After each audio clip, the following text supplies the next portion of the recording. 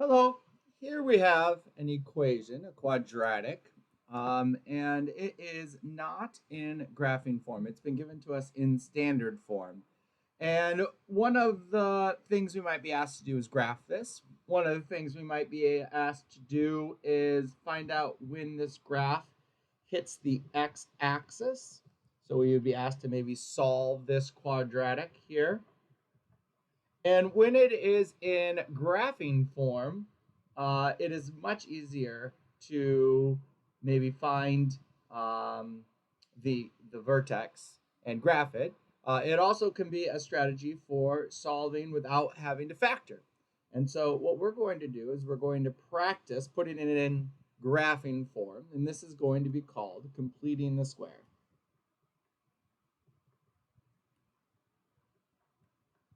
So what we have here is we have x squared plus 6x plus 7. And so we have x squared, which is made out of an x and an x, but we don't have a square. We have a rectangle. And what I'd really like it to be is a square. So I'm going to put plus 3 here. And in order for it to be a square, this also has to be plus 3. And when I do that, I get 3x over here and 3x over here, but I do not get a 7 right there. I do get x squared plus 6x, but not the 7. What should go here, if this were actual square, is a 9. Because 3 times 3 is 9. And unfortunately, we don't have a 9, we have a 7. So what we're going to do is we're going to pretend like we had a 9. And we're going to put that 9 in there like it's no problem. So where do these numbers come from? Half of 6 is 3. And the reason why we take half is we need half of our x's over here, and we need half of our x's over there. Then once you have that, 3 times 3 is 9. That's 3 squared. That's where the 9 comes from. We still have a plus 7 that doesn't go away. Now you can't just go around adding 9s to things. That's not mathematically accurate. So what I have to do is undo that. So now what I have is x squared plus 6x plus 9, which I created out of thin air, plus 7, that was originally there, minus 9 to undo the creation of a random 9 out of thin air. So 9 minus 9 is 0. So really, I still have x squared plus 6x plus 7, but I created a square, and then I uncreated the square. So this part right here is a perfect square.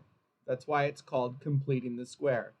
7, can you help me complete the square? No, no, I cannot. All right, well, then I'm going to boot you out, and I'm going to create a number that does make a perfect square. So now I can write it as a perfect square. X plus 3. You can see it's x plus 3 times x plus 3. That can be written as a square. Then 7 minus 9 is negative 2. So I have successfully completed the square and rewrote this equation in graphing form. Now I can tell that it is a parabola that goes left 3 and down 2. And I can graph it 1, 2, 3, 1, 2. If I plug in a negative 2, I get negative 1. And then I can plug in an x is 0, and I get 7. And so I can draw myself a beautiful parabola there with the correct negative 3, negative 2 vertex. If we were here, now we can say x plus 3 squared minus 2 equals 0, x plus 3 squared equals 2, x plus 3 equals plus or minus the square root of 2. And so I never had to do the quadratic formula.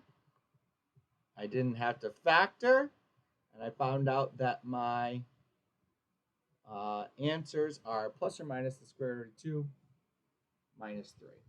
So Completing the square can help you with graphing by putting it in vertex form, or it can help you with solving without having to do the quadratic formula or factor.